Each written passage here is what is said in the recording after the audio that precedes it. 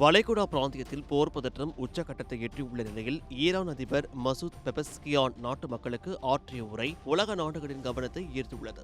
ஈரானை நிலைக்குலைய செய்ய துடித்த வெளிநாட்டு சக்திகளின் சதி முறியடிக்கப்பட்டுள்ளதாக அவர் பெருமிதத்துடன் தெரிவித்துள்ளார். குறிப்பாக சிரியாவைப் போல ஈரானையும் சிதைக்க எதிரிகள் திட்டமிட்டதாகவும் போர் மற்றும் பொருளாதார தடைகள் மூலம் ஈரானை துண்டு துண்டாக மாற்ற முயற்சி செய்ததாகவும் அவர் குறிப்பிட்டுள்ளார். ஆனால் ஈரானிய மக்களின் அசைக்க முடியாத ஒற்றுமையால் அந்த பெரும் முயற்சி தோல்வியடைந்ததாக அவர் சாடியுள்ளார். பொருளாதார தடைகள், நேரடி போர் மிரட்டல்கள் மற்றும் அரசியல் நெருக்கடிகள் என பல முனை தாக்குதல்களை ஈரான் தொடர்ந்து எதிர்கொண்டு வருகிறது. இந்த இக்கட்டான சூழலிலும் ஈரானின் புதிய உச்ச தலைவர் முஸ்தபா காமேனியின் வழிகாட்டுதலின் கீழ் நாடு ஒற்றுமையுடன் வலிமையாக இருப்பதாக அதிபர் தெரிவித்துள்ளார். மறைந்த தலைவர் அயதுல்லா அலி காமேனியின் மறைவுக்கு பிறகு நாட்டின் இறையாண்மையை பாதுகாப்பதில் புதிய தலைமை உறுதியாக உள்ளதை அவர் உறுதிப்படுத்தியுள்ளார். ஈரானின் சுதந்திரத்தையும் வளர்ச்சியையும் விரும்பாத வெளிநாட்டு சக்திகள் ஈரானின் முன்னேற்றத்தை தடுக்க தொடர்ந்து சதி செய்வதாகவும் அவர் குற்றம் சாட்டியுள்ளார். மற்றொரு புறம் அமெரிக்க அதிபர் டொனால்ட் ட்ரம்ப் ஈரான் உடனான பேச்சுவார்த்தையில்